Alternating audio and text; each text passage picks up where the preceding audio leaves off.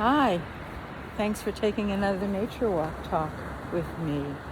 Well, this is what it's like to be the only person on a gorgeous and deserted beach.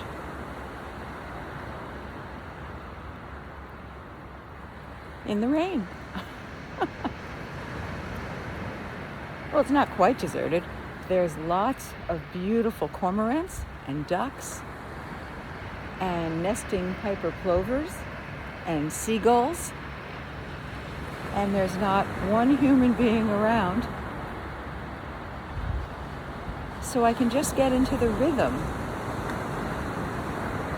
of the birds and the water. And I invite you to do the same the next time you're in nature. Is just get into the rhythm and notice the small things. The way the tide has gone out so far since yesterday, and what it has uncovered. Lots of pebbles. So please take a few breaths.